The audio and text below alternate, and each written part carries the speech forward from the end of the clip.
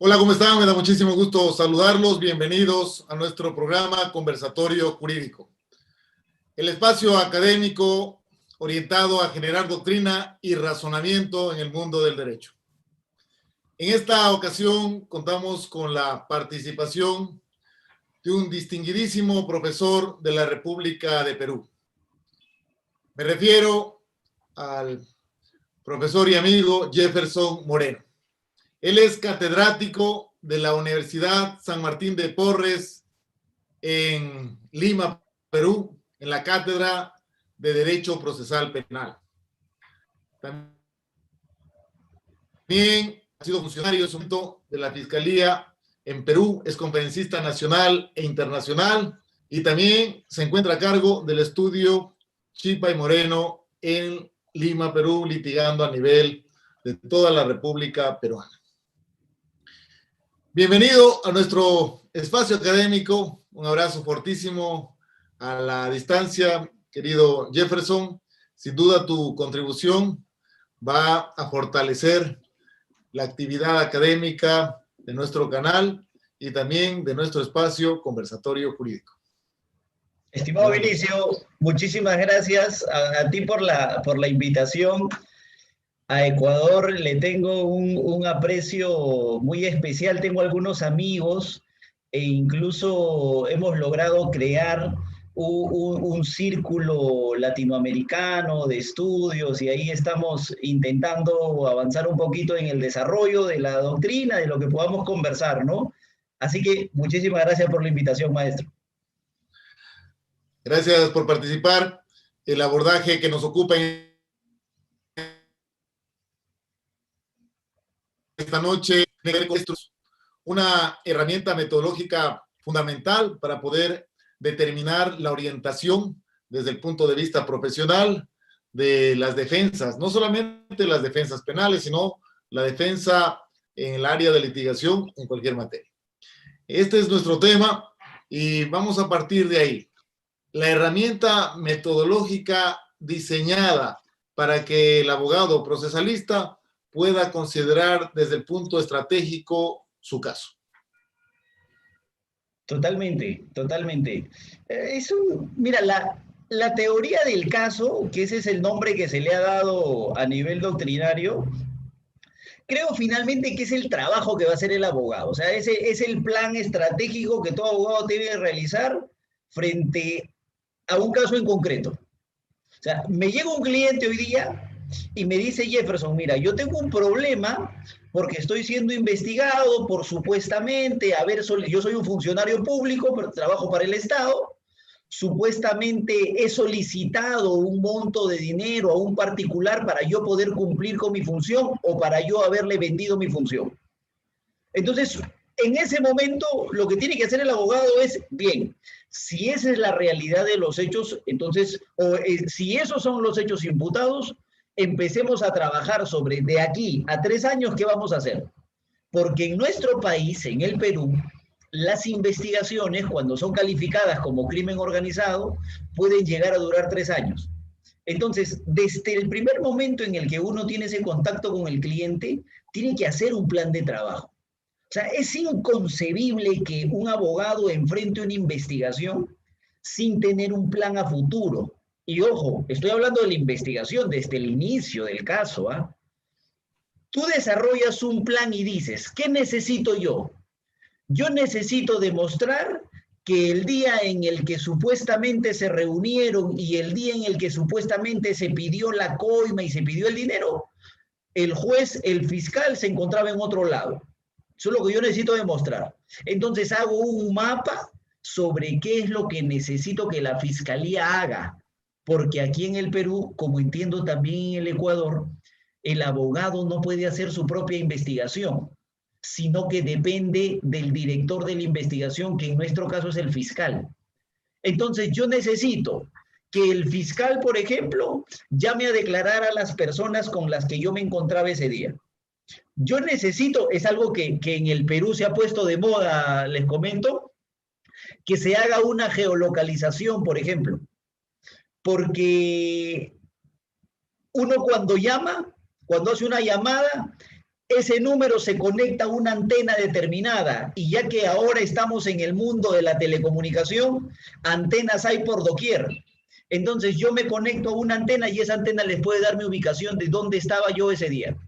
Entonces yo necesito hacer un plan, fíjense, respecto de los hechos primero y respecto de ese hecho, estaba o no estaba ese día solicitando una coima, yo necesito acreditarlo. Por eso es que hago mi mapa de qué actos de investigación necesito. Necesito que vengan personas a declarar, necesito la georreferenciación.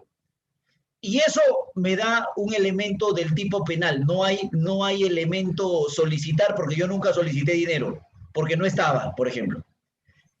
Eso que acabo de explicar ahorita en un trabajo muy sencillo que uno hace cada vez que conversa con un cliente, la doctrina lo ha llamado teoría del caso. Y eso que acabo de explicar, si ustedes se dan cuenta, se disgrega en tres partes.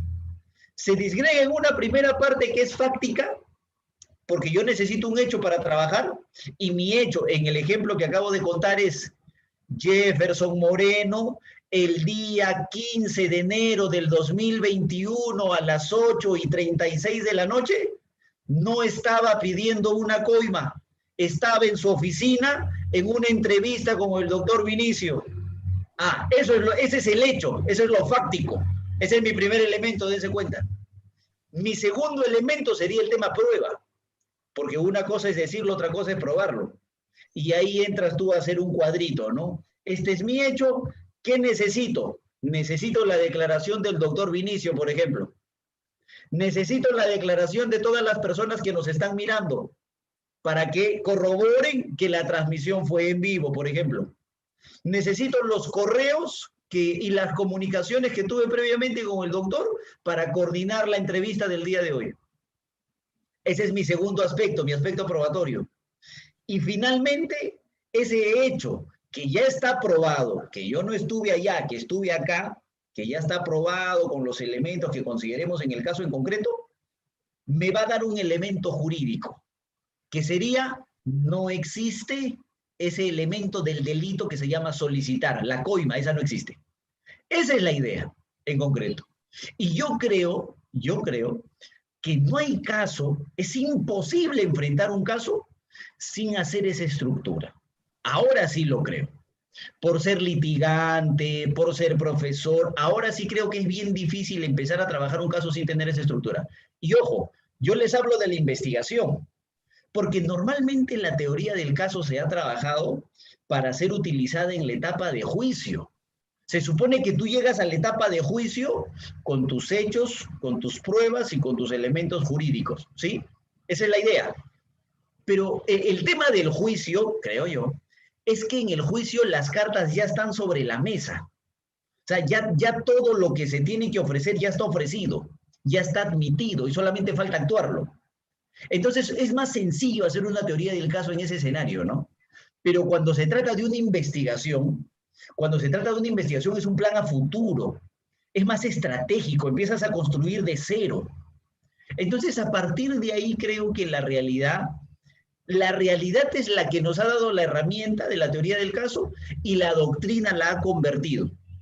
Y se ha creado todo una teoría propiamente en la que un abogado tiene que trabajar con tres esquemas: el esquema fáctico, el esquema probatorio y el esquema jurídico, ¿no? Esa sería básicamente la idea de la teoría del caso. Sí, estos son los niveles de la teoría del caso. El fáctico, que se refiere a los hechos, el jurídico a la norma y el probatorio a la prueba. Sobre esta base, debemos establecer que esta doctrina, que generalmente proviene de un razonamiento anglosajón con una realidad distinta, y la buscamos implantar en el contexto latinoamericano. Nosotros acá en Latinoamérica tenemos por lo general jueces profesionales, no tenemos un sistema de jurado.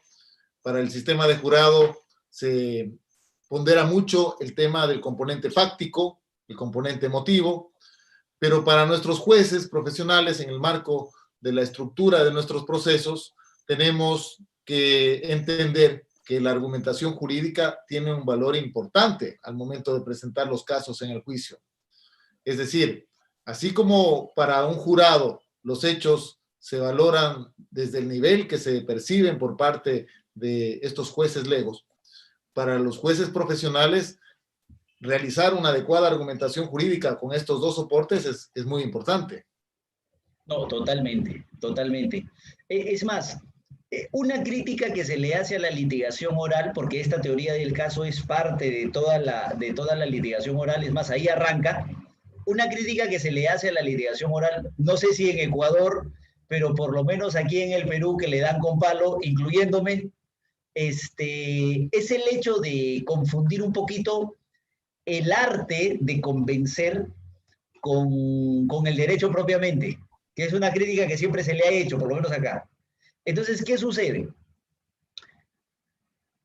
Esa litigación oral que hemos traído, extranjera, norteamericana, ¿sí? Para un sistema de jurados, todo ese esquema de construcción de alegatos de apertura, de clausura, el esquema, efectivamente, lo hemos traído tal cual, pero sí creo que en los últimos tiempos ha evolucionado y se ha latinoamericanizado, creo.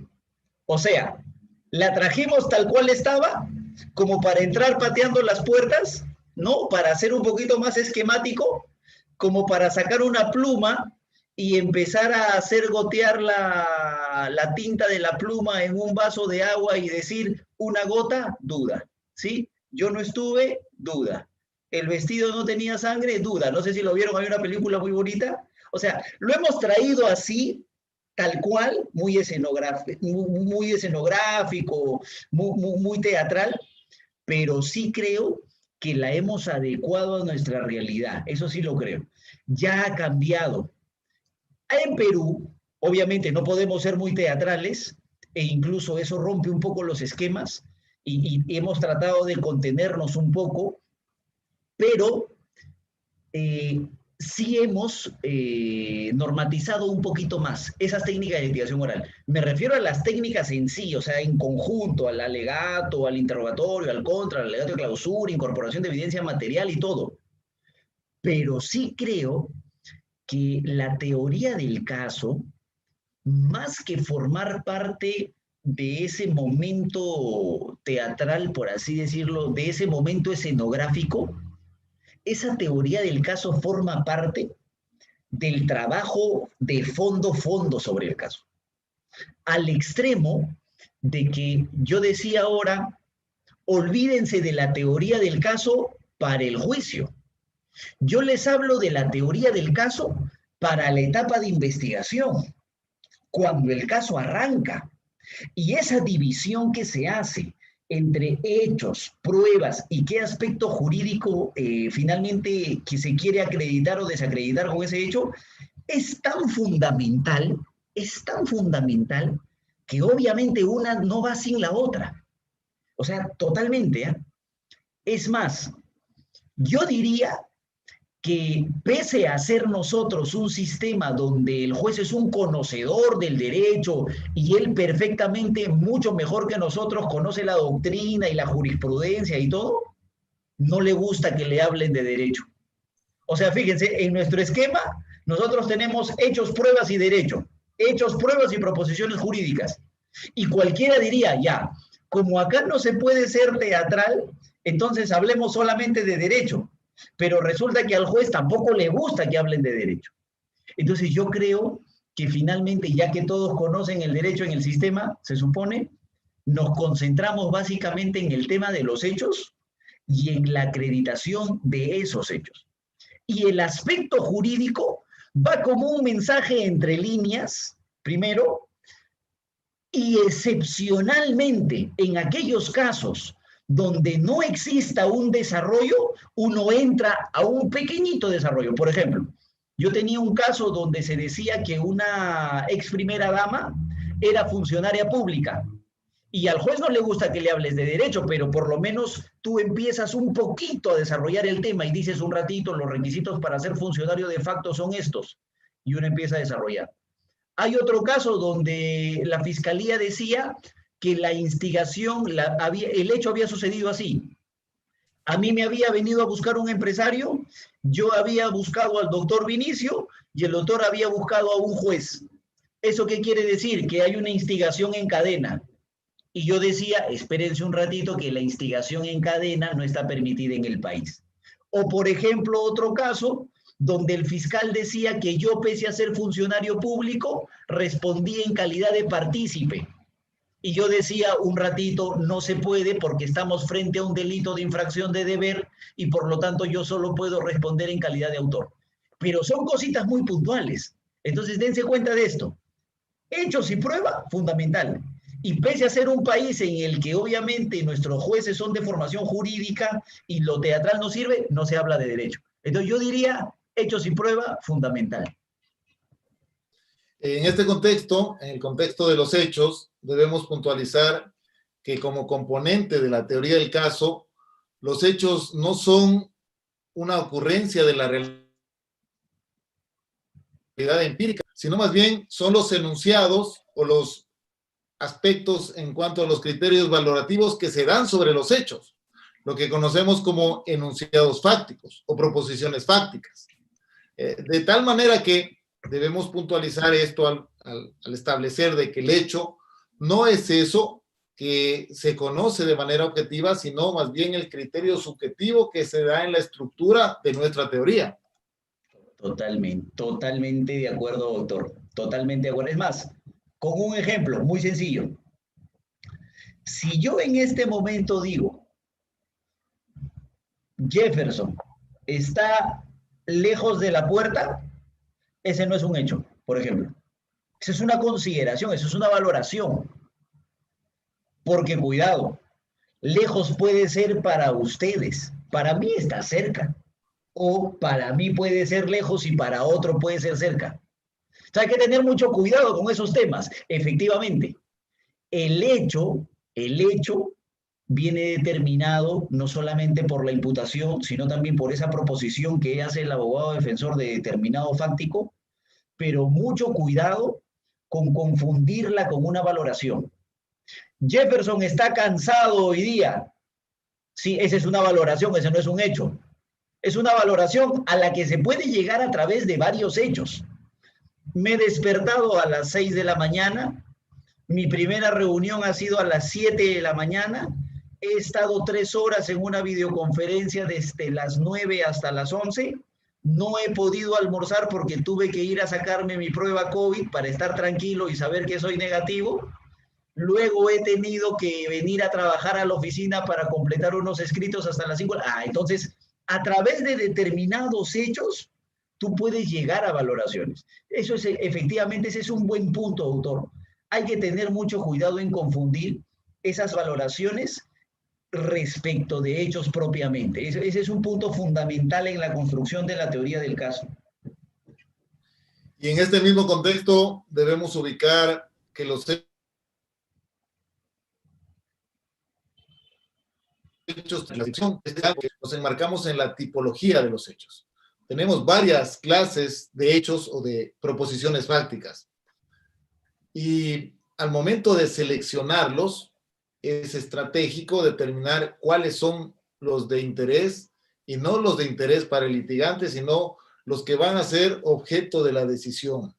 Me refiero a estos hechos principales. Alrededor tenemos los secundarios, los irrelevantes. También tenemos otra clasificación que los divide en simples y complejos, únicos y colectivos, y también los externos y los internos. Pero concentrémonos en los principales, porque los hechos principales son aquellos que abonan a la teoría jurídica, y esto es fundamental, porque a veces al momento de realizar el ejercicio de la investigación que tú estás estableciendo alrededor de una teoría del caso, muchos confunden pedir, solicitar diligencias por solicitarlas, al azar, sin tener ninguna orientación, Y no solamente eso, sino sin establecer fundamentalmente el propósito para resaltar o abonar a un hecho principal, no cualquier hecho, sino el hecho principal. Ese es un buen tema. Mira, te cuento, por ejemplo, cómo nos enfrascamos aquí en una discusión bien absurda sin tener en consideración esa diferencia de hechos. Nosotros, como en todo el mundo en realidad, vivimos el problema de la pandemia a partir de marzo del año pasado. Y a partir de marzo del año pasado inició una corriente en búsqueda de la libertad de aquellas personas que se encontraban con una privación cautelar a modo de prisión preventiva. Y el único mecanismo que teníamos era el mecanismo de los ceses de prisión. Ahí peleábamos. Y entrábamos, mira qué discusión, ¿ah? Algunos, cuando se inició, claro, yo creo que hoy ya no es objeto de discusión, pero mira qué extremo ha llegado. Cuando se inició, se discutía si uno tenía que llegar a probar, por ejemplo, la existencia del COVID, el estado de emergencia, la pandemia. Imagínate que son hechos, obviamente, que nadie los discute. Nadie los discute, pero entramos a esa discusión bastante absurda, porque es cierto, uno frente a la imputación y frente a su propia proposición y teoría, tiene que delimitar cuál es el meollo del asunto. Yo creo que así se puede resolver el problema. Identifícame cuál es el problema en el caso, que eso es lo más difícil.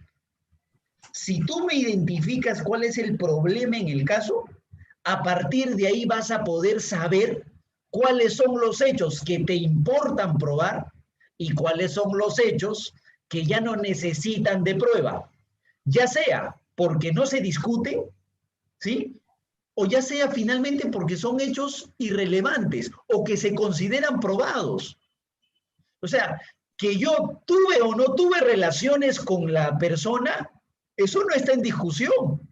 Lo que está en discusión es si fue contra su voluntad o no. Entonces, cosas como esas. Uno tiene que identificar ese problema y a partir de ahí empezar a separar hechos principales de hechos incontrovertibles, de hechos probados, de hechos que son notorios, etcétera, etcétera, etcétera. Hay, claro, una clasificación muy interesante. A mí me gusta un libro muy bueno que tiene el profesor Michel Tarufo, que es La prueba de los hechos. Y en la prueba de los hechos, el profesor hace un desarrollo espectacular, pero siempre me quedé, más allá de esta diferenciación que hemos hecho de hechos principales, hechos secundarios en incontrovertidos, ya probados, notorios, él hace una diferenciación espectacular de hechos institucionales. A mí me gusta mucho eso porque finalmente él termina concluyendo que dependiendo de qué hecho se trate, tú necesitas determinada prueba. Esa es otra diferencia. Dejo a un lado esa diferenciación que acabamos de hacer de hechos principales y hechos secundarios, ¿sí? En lo que obviamente uno tiene que concentrarse, pero una vez ubicados esos hechos principales, yo creo que se pueden encontrar muchas veces con hechos institucionales. ¿A qué me refiero? Que tienen determinado medio de prueba en específico. Si en este momento alguien dijese en la transmisión en vivo, Jefferson es un loco, es esquizofrénico, ¿sí? Porque levanto mis manos, porque alzo la voz, etcétera, ese tipo de prueba no determina mi enfermedad, más allá de si es cierto o no. Tengo mis dudas, pero no determina la enfermedad. Entonces tú necesitas obligatoriamente una pericia psiquiátrica para llegar a esa conclusión. Entonces dense cuenta que una vez que tú identificas hechos principales y los diferencias de hechos secundarios, separas la panca, separas lo que te abruma y lo que no sirve, te concentras en el meollo del asunto y una vez con los hechos principales, yo creo que deben mucho buscar hechos institucionales. En un delito tributario, por ejemplo, si el fiscal te dice que existe una evasión tributaria, Por ejemplo, yo creo que hay hechos tributarios que los tiene obligatoriamente que determinar la SUNAT en el Perú, la Superintendencia Nacional de Administración Tributaria, la que se lleva nuestra plata de impuestos, claro, ¿no? Entonces, hay hechos que necesitan de determinada prueba y me parece que a partir de la diferencia de hechos principales con secundarios, uno puede utilizar mucho esa figura. Ese librito del profesor Michel Tarufo yo se lo recomiendo mucho, se llama La prueba de los hechos.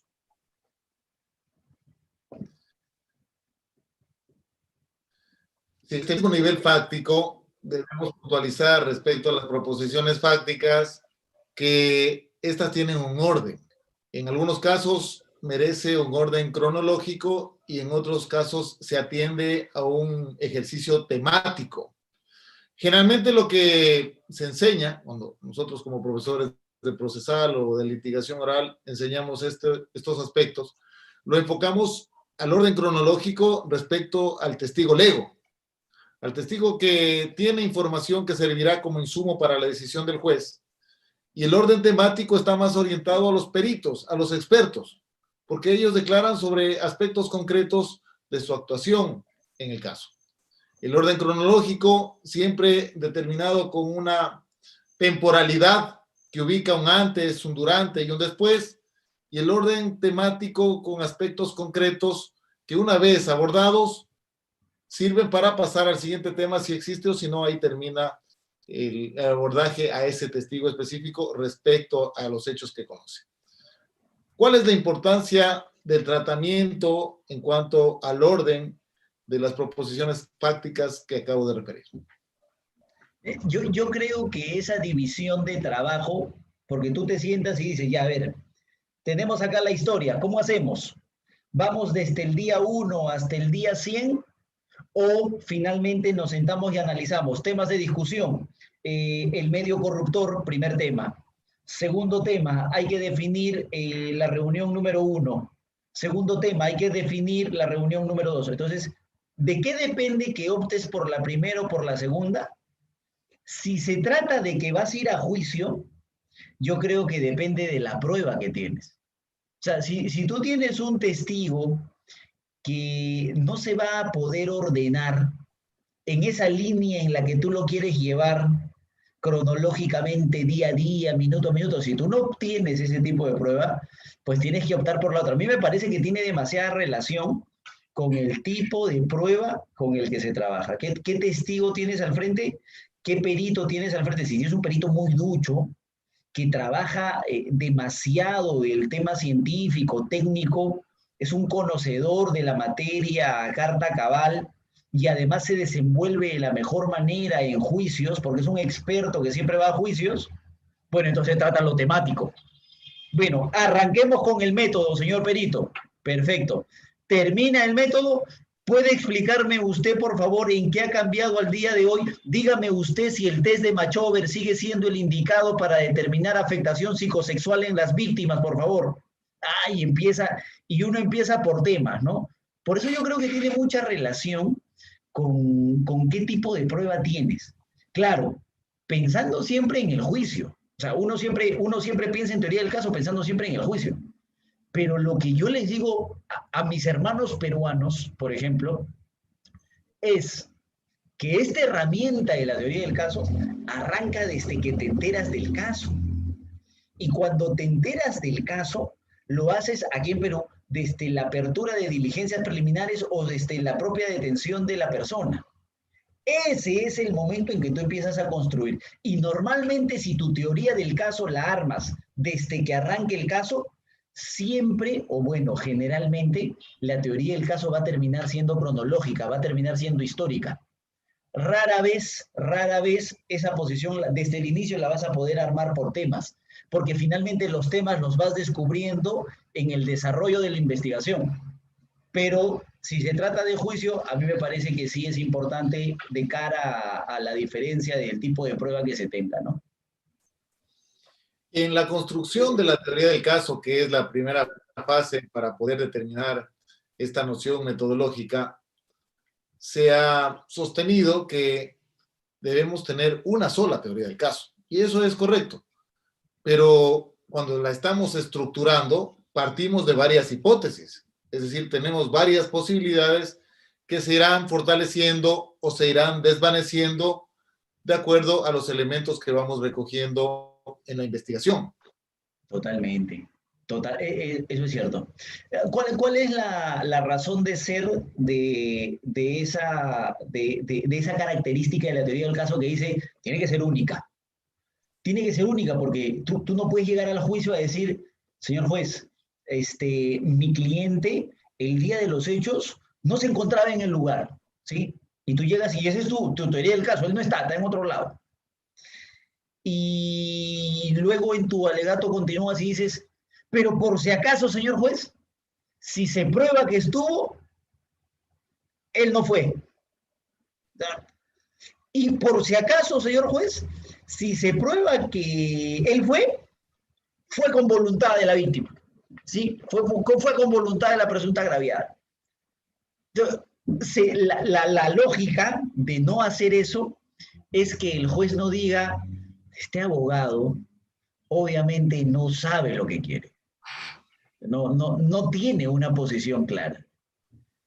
Pero lo que sí creo es que la teoría del caso tiene otra característica, que es ser flexible. O sea, tiene que ser única, claro, pero también puede ser flexible. Entonces, ahí, aunque parezca una contradicción, hay una diferencia. Porque cuando tú arrancas tus diligencias preliminares, arrancas la investigación preliminar, tu teoría del caso empieza, vas descubriendo hechos en el camino y tienen que ser flexibles porque pueden modificarse en algunos aspectos. Pero cuando llegas a la etapa de juicio, sí tiene que ser única. Estoy totalmente de acuerdo. Ahí sí tiene que ser única. Tú tienes que morir porque finalmente uno defiende una causa respecto de la cual está convencido que es así. Entonces, si tú llegas a juicio a decir que tu cliente no estuvo, pues mueres diciendo que no estuvo. ¿Sí? Esa tendría que ser la idea, porque para eso tuviste toda la investigación. Aunque hay un pequeñísimo detalle que sí yo quisiera compartir, que quizás no es mucho de litigación, que es un aspecto más jurídico, pero en el Perú tenemos un gravísimo problema. Uno llega a las apelaciones de sentencia, por ejemplo, a las casaciones y dice, yo solicito que absuelvan a mi cliente, que revoquen la decisión y que absuelvan a mi cliente. Es un problema que sobre todo tenemos en las apelaciones. Es decir, que reviertan la decisión del juez de primera instancia y lo absuelvan. Pero si es que ustedes no se lograsen convencer sobre mi pedido de absolución, declaren nula. Y ese es un problema que estamos teniendo. Tiene que ver más con el petitorio, creo, que con la construcción de la teoría del caso, pero es un problema que tenemos en el Perú, que tiene que servir el espacio en el que estamos conversando ahorita para solucionar este problema. ¿No refleja una suerte de inconsistencia el requerir, por un lado, nulidad, al atacar la causa por nulidad, y por otro lado, sostener una pretensión sobre el fondo de la... Efectivamente. Entonces, los jueces de la sala dicen, y ni siquiera infundado, improcedente porque no tiene un petitorio claro.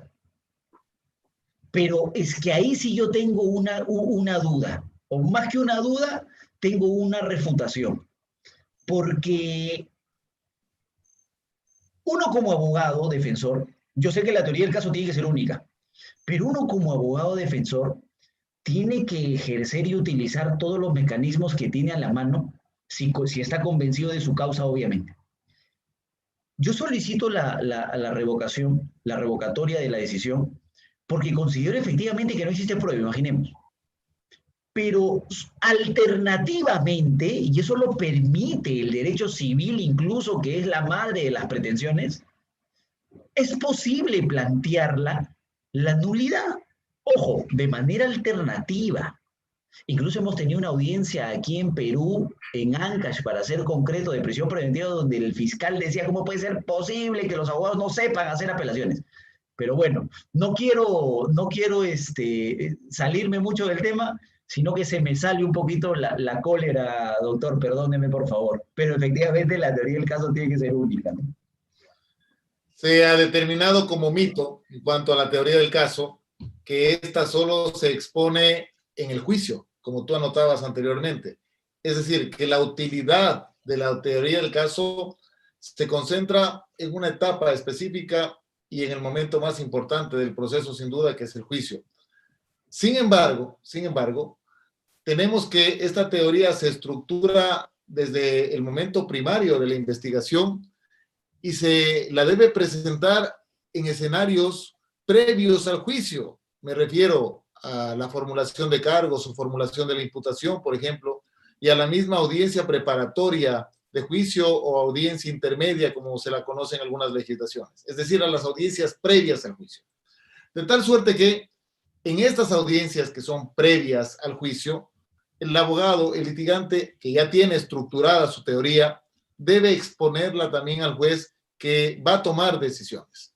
Si bien es cierto, no toma decisiones como la toma un juez de sentencia, toma decisiones en todos los aspectos importantes respecto a esta postura, como por ejemplo en torno a las medidas cautelares, como por ejemplo si decide que ese caso pase a juicio o no.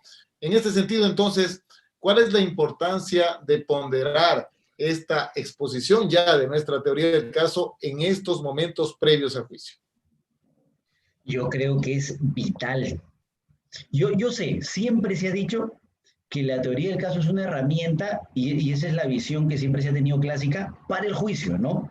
Y ahí tú enfrentas, sacas tus proposiciones fácticas, probatorias, jurídicas, pero yo siempre he sostenido que la idea de este sistema que hemos compartido todos es que no existan juicios.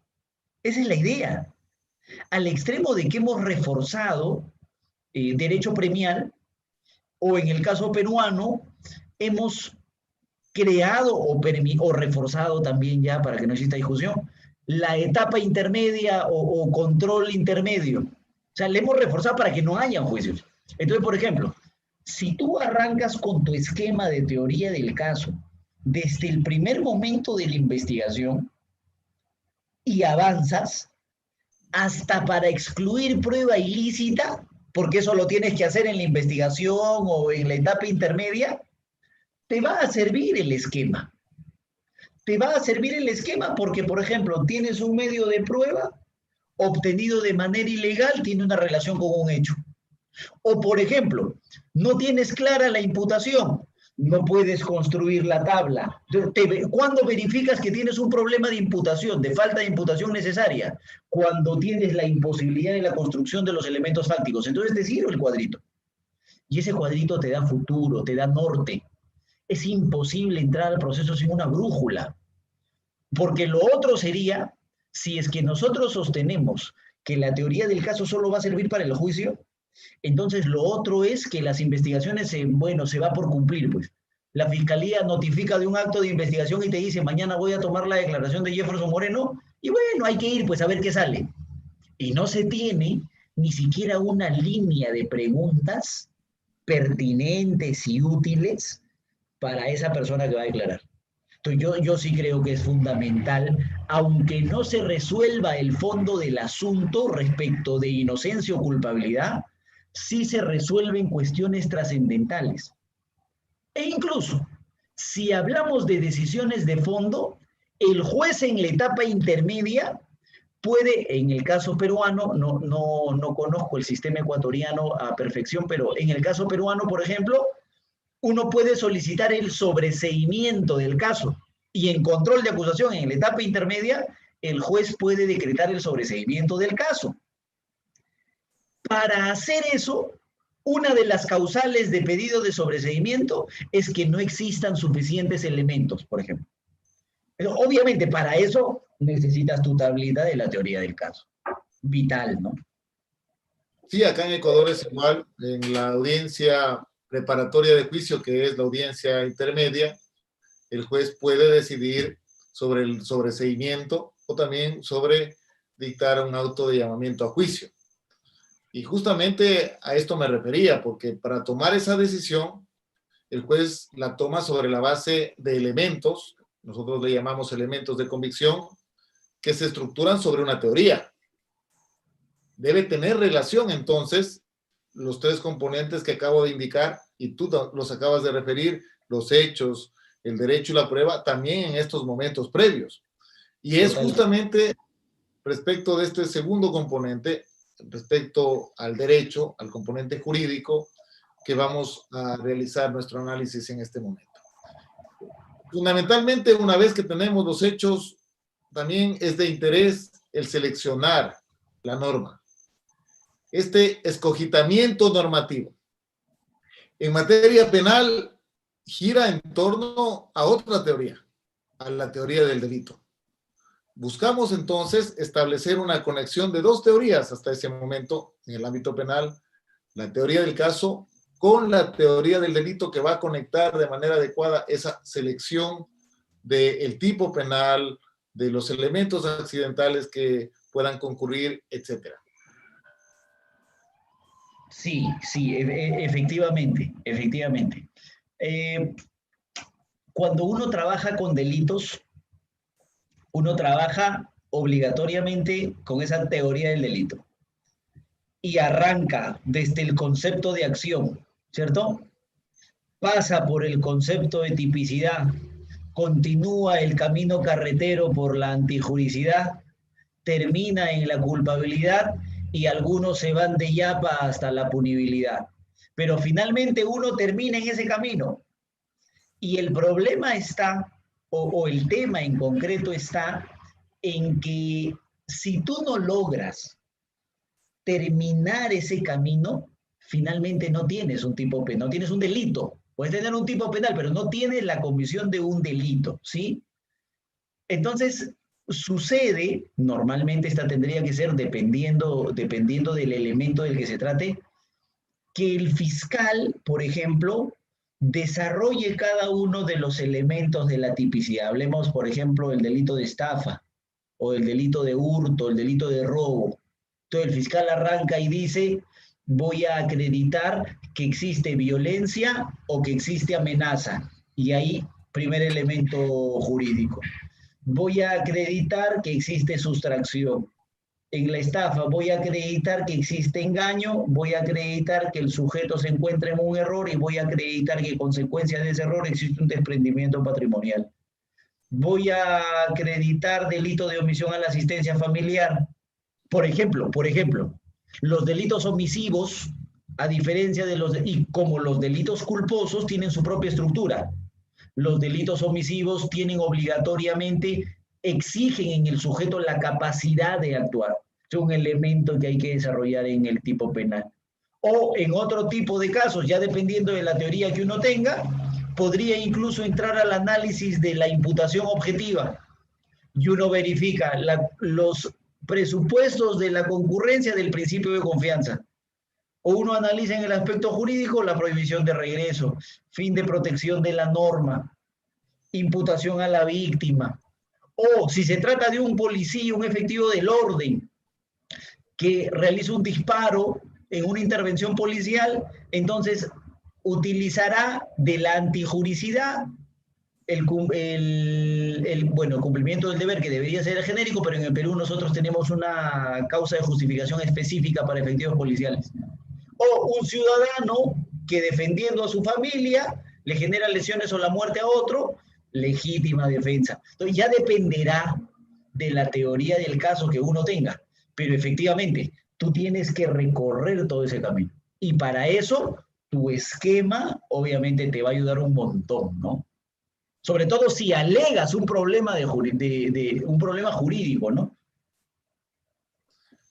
Ciertamente, en este componente jurídico es importante el marco infraconstitucional, pero si lo analizamos desde una arista relacionada a una interpretación sistemática piramidal, debemos resaltar la importancia que tiene que lo primero debería pensar el litigante es en el soporte constitucional e inclusive el soporte convencional de ese caso.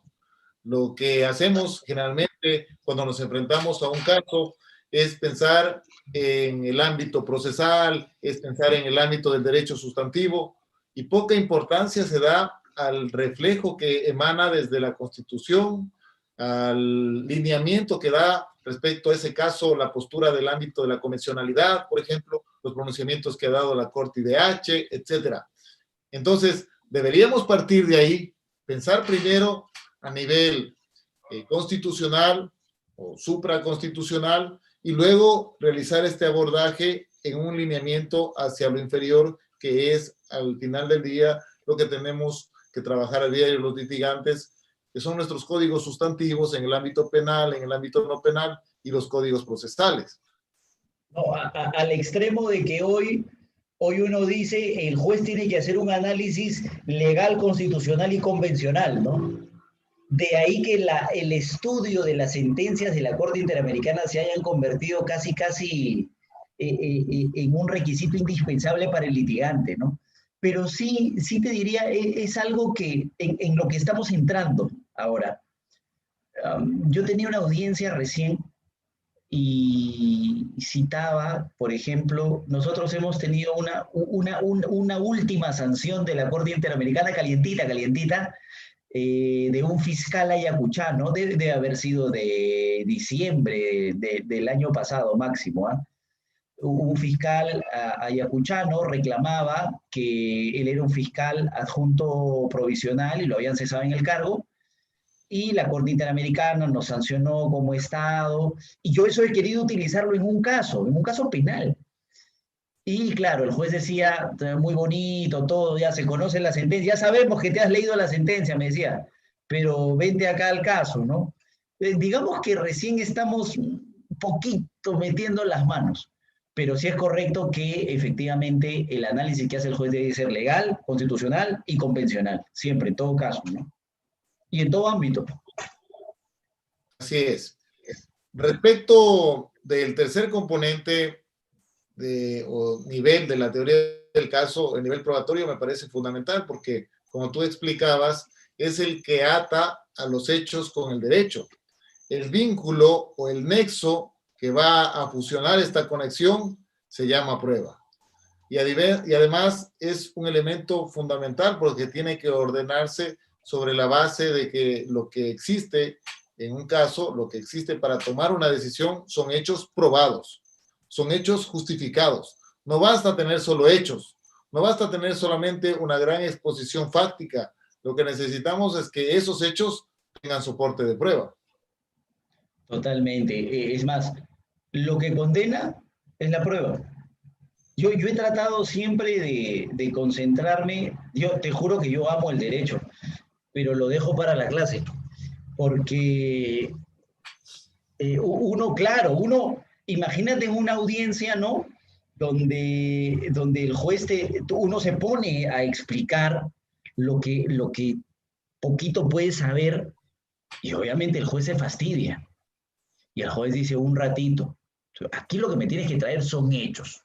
Es más, tú me tienes que traer hechos, pero hechos que sean probados. Así que acá te espero. Entonces, yo he tratado siempre de concentrarme mucho en hechos y la prueba de esos hechos. Porque sin prueba, finalmente tú no tienes absolutamente nada.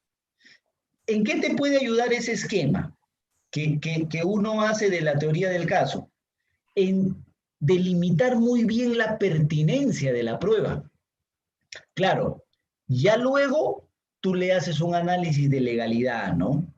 Quizá en su obtención, quizá en su ofrecimiento al proceso, pero lo principal que tú tienes que tener para trabajar aspectos de prueba, y en eso te ayuda el esquema de la teoría del caso, es su pertinencia. Porque ¿qué es pertinencia en teoría? Sería aquella vinculación con el hecho objeto de investigación, con el hecho objeto de imputación de acusación. Si tú tienes determinado fáctico aunado a una prueba, quiere decir que esa prueba es pertinente respecto de ese hecho, de ese fáctico, ¿no? Entonces, en eso te ayudaría un montón el esquema que hemos conversado respecto de la teoría del caso. Eso es fundamental.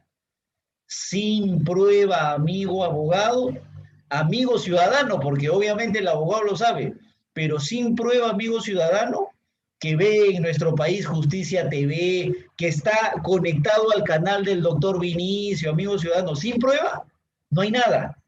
Uno puede alardear, uno puede imputar, la noticia puede salir, pero sin prueba no tienes caso. Sin prueba no tenemos proceso siquiera del que hablar. Esa es la idea, ¿no? Cuando se refería a esto, el mencionado profesor Tarufo que ahora descansa en paz, pero aportó mucho al mundo del derecho. Determinaba dos esquemas epistemológicos, uno objetivista y otro constructivista, respecto al fin de la prueba.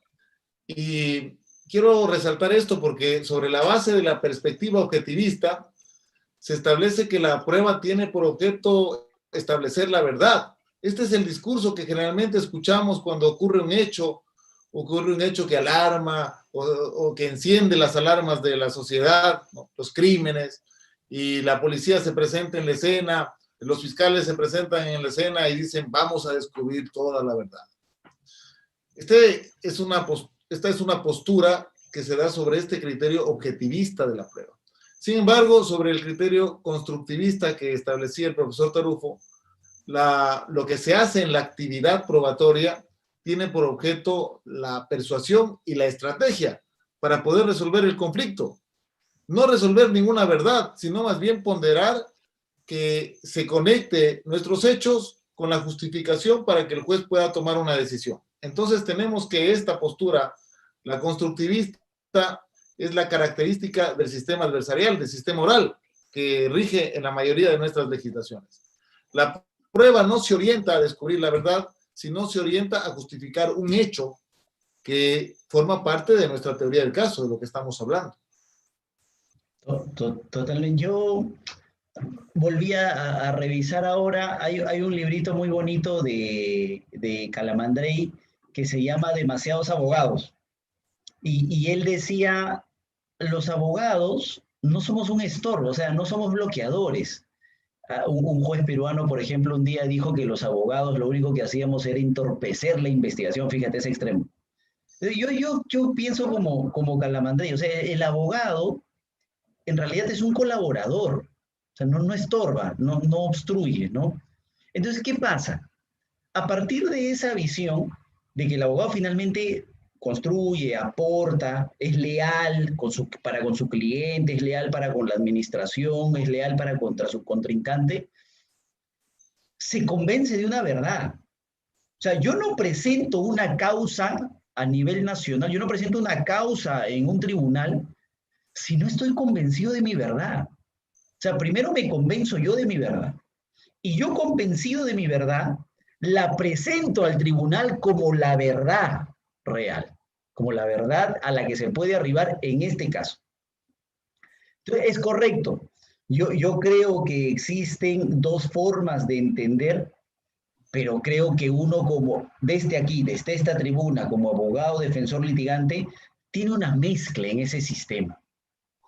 Porque la primera sería arribar a la verdad en el caso. Ya. Esa es cuando yo presento mi caso ante el tribunal. Pero hay un momento previo en el que yo me convenzo y lo que quiero es convencer al juez de que esa es efectivamente la verdad. Pero no porque soy un obstruccionista, no porque lo que quiero es que mi cliente se vaya a su casa siendo culpable, no. Es porque estoy convencido, porque si no, no asumiría el caso, es porque estoy convencido de que esa es. Entonces me parece que desde mi posición, claro, como abogado defensor, tenemos determinado momento para analizar cada una de esas posiciones, ¿no? En este nivel probatorio debemos puntualizar nociones importantes, nociones conceptuales en torno a la prueba, porque cuando hablamos de prueba, muchas veces confundimos diferentes momentos en que ésta se va gestando. Y es que cuando estamos realizando la investigación, la doctrina conoce a estas actuaciones probatorias como datos de prueba. Aquí en el Ecuador las llamamos, como te indicaba, elementos de convicción. Ustedes deben tener alguna denominación específica. ¿Cuál? Tal cual, elementos de convicción. Estos elementos de convicción que sirven para que el fiscal pueda tomar una decisión, por estimar o desestimar el caso, por el principio de permanencia, van a llegar hasta el juicio y cuando se los presenta en el juicio se jerarquizan como insumo probatorio, se jerarquizan como prueba. ¿Cuál es la importancia de la teoría del caso en este momento? Porque me parece fundamental entender que cuando se recogen estos elementos probatorios o estos datos de prueba, se gira en torno a la custodia de garantías.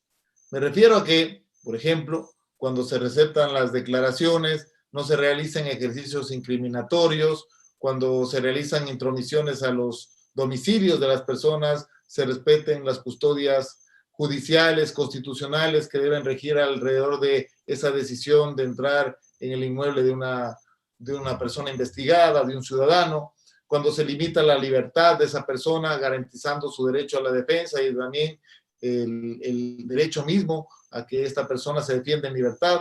Entonces, toda esta custodia de garantías básicas al debido proceso tiene un realce importante en la recolección de todos estos elementos de comisión que luego, posteriormente, si se los presenta en el juicio, serán prueba.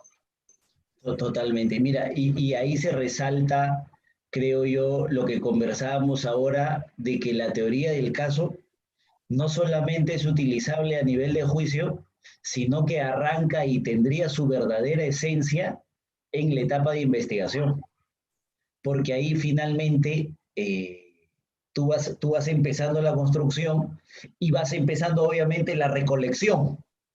Entonces tú ya sabes lo que necesitas en tu construcción y empieza la búsqueda. Empieza primero la búsqueda y empieza la búsqueda de determinada fuente de prueba. En el Perú, por ejemplo, y ojo que es un derecho, yo creo que es un derecho. ¿Qué pasaría si yo voy y busco a una persona? Busco una persona que considero conoce de los hechos que están siendo objeto de investigación. Voy y la busco. Y le digo, como un paréntesis, voy y le digo, oye, quiero que me cuentes qué es lo que pasó ese día. ¿Tú qué viste? Cuéntame, por favor. Y le cuento. Y la fiscalía se entera que fui a buscar a ese testigo y me dicen que lo estoy amenazando. No, yo tengo derecho a buscar mis fuentes de prueba. Y una vez que las he encontrado, las aporto a la investigación. Es mi derecho a obtener fuentes de prueba, ¿sí? Y luego aportarlos. Los aporto. Y para eso, ¿cómo puedo hacer esa búsqueda? ¿Cómo encuentras el tesoro si no tienes el mapa? Entonces es difícil. Entonces tú necesitas ese esquema para poder iniciar tu búsqueda. Los encuentras, los ofreces. Los ofreces, los admite. Si es que tienes tu esquema, tienen la relación de pertinencia, los has obtenido de manera legal, por lo tanto tienen que ser admitidos. Y una vez admitidos, obviamente tienen que ser actuados en la etapa de juicio. Entonces ahí se resalta con mucha más importancia, creo, y relevancia, lo que estábamos conversando de la teoría del caso desde un inicio, ¿no? Sí, y en cuanto a estos medios de prueba, en el ámbito penal ecuatoriano se ha determinado 3 específicos, que son la pericia, el testimonio y el documento, y alrededor de esto también gira la prueba que se realiza en el ámbito no penal, vale decir, en materia civil y las demás materias. La pericia, el testimonio y el documento. En materia de la oralidad, en litigación oral, se ha dado una importancia superlativa al testimonio para poder ingresar esta información, no solamente de las personas que conocen los hechos, de los testigos legos, sino también de los peritos. Y al tratar de la prueba científica, de la prueba pericial, se le da una importancia casi como si se trataría de una prueba tasada. Es decir, por lo general tenemos la tendencia de darle un carácter irrefutable al valor del testimonio del perito. Lo que dice el perito es, y eso en litigación no siempre es acertado. Tenemos que establecer que en muchos casos el trabajo de los peritos es insuficiente, no tienen un nivel determinado para establecer esas conclusiones, no hay suficiente acreditación, etcétera. No, totalmente. Ahí entramos ya al campo del abogado y su habilidad para hacer notar esas inconsistencias, ¿no? La Corte Suprema tiene un pronunciamiento aquí en Perú interesante de hace un par de semanas, no recuerdo el número, pero la Corte Suprema dice esto. No es importante, ojalá se utilice, no es importante, o sea, no es relevante y no determina la decisión si se trata de un perito de parte o un perito oficial, para empezar. Segundo, ni siquiera es tan importante la conclusión. Uno dice que sí, el otro dice que no. ¿Sabes qué es lo más relevante? El método, el procedimiento. ¿Cómo llegas a esa conclusión? Entonces, la habilidad del abogado defensor, sobre todo en juicio claro, es hacer notar que el método fue el incorrecto y si el camino es el incorrecto, la conclusión es equivocada. Obviamente, ese es un trabajo ya propio del defensor, ¿no? Ahora, finalmente, para establecer estos componentes de la teoría del caso, es necesario determinar la importancia de esta como estrategia de la defensa en la litigación oral. Y respecto a esto, sería importante enfocarnos en los tipos de defensa, la defensa proactiva y la defensa pasiva. Generalmente se parte sobre un criterio errado, por cierto, que en el juicio solamente se ventila una teoría, la teoría oficial, la teoría de la acusación. Sin embargo, existe la posibilidad en una defensa proactiva de que se ventilen en el proceso dos teorías, la teoría de acusación y también la teoría de la defensa, y ambas, por cierto, deben ser probadas, justificadas. Sobre la base de eso, entonces, ¿cuál es la importancia de ponderar estas exigencias que se dan en cuanto a la defensa proactiva, pero también respecto a la defensa pasiva, en donde lo único que hacemos, por lo general, es tratar de determinar el caso sobre la base de los errores que realiza mi contrario, o tal vez buscar sumarse a esa teoría del contrario para buscar un menor daño, o también inclusive utilizar el silencio como parte de una estrategia. No me refiero al silencio como un ejercicio del derecho a la defensa material, sino el silencio en cuanto a la teoría del caso, no presentarla como estrategia. Así. Por regla general, yo creo que tiene que ser activa y muy activa. Eh, Pasivo no me gusta mucho. Pero, ¿por qué digo activa? Imaginemos que tú tienes un caso, un homicidio. Yo no he sido, no te salva eso. Es más, hay que ayudar, hay que saber quién ha sido. Y hay que llevarlo del cuello. Yo no he sido, ha sido el otro. Me parece fundamental. No, la víctima miente. No basta con demostrar que miente. Hay que establecer por qué empezó a mentir. O sea, yo creo que es fundamental. Y así uno arranca a ganar. Si hay una posición allá, tienes que marcar la propia. Hay casos en los que obviamente no es posible y tu tabla, tu teoría del caso ya no funciona, ya no se construye en función a lo que tú tienes, sino se construye en función a lo que tiene el otro. Entonces agarras a poner prueba por prueba, hecho por hecho, y ahora a tu tablita le sumas una columna más y pones cómo lo destruyo, ¿no? Y esa sería tu defensa negativa. Yo no tengo una visión, solo he venido a romper todo lo que les han traído, porque finalmente, si me van a condenar, tienen que condenarme sobre la base de lo que el otro dice está probado. Entonces empiezo mi tabla y pongo acá destrucción de todos los elementos del otro lado, efectivamente. Va a depender del caso en concreto, ¿no? Y finalmente de, de la teoría del abogado defensor. Sí, la defensa pasiva, esta que se limita a buscar las debilidades del contrario, en algunos casos se la aplica más bien por desconocimiento del ejercicio de las destrezas de litigación, sobre la base del criterio de que el otro tiene la carga de la prueba y en mi lado se encuentra la presunción o el estado de inocencia. Lo más efectivo, ciertamente, será establecer una confrontación de teorías para poder ponderar cuál es, al final del caso, la que ha podido justificarse de mejor manera. Claro, claro, claro, totalmente, totalmente. Esa es finalmente la idea de todo esto que hemos conversado hoy día, ¿no? Una debida construcción normalmente te lleva a un buen resultado. Siempre que tú conocerás, incluso mucho mejor que yo, siempre que llega alguien a una consulta, pregunta, y Jefferson, ¿vamos a ganar? No, esa es la primera pregunta que un cliente siempre hace, que un defendido siempre hace. Y la respuesta mía siempre ha sido exactamente lo mismo. No lo sé. pero lo único que le puedo decir es que vamos a hacer una construcción y vamos a iniciar un buen trabajo. Normalmente un buen trabajo conlleva un buen resultado. No siempre es así, pero intentamos hacer todo lo mejor posible para que la abogacía recupere el lugar que merece en la sociedad. Debemos ser algo mejor que un mal chiste, creo. Con eso me quedo. Responde al canon deontológico del abogado, no ofrecer nunca algo que no puede cumplir, porque eso está en la decisión de otro. Lo que sí se puede ofrecer es un excelente trabajo, un trabajo de primer nivel, que por lo general, si se lo realiza de esa forma, tendrá un buen resultado. Agradecemos muchísimo tu participación en nuestro espacio conversatorio jurídico. Sin duda has contribuido con tu doctrina y con tus conocimientos a lo que busca este espacio, que es generar un aporte a la academia, un aporte para los colegas y también para los estudiantes de Derecho y la ciudadanía en general.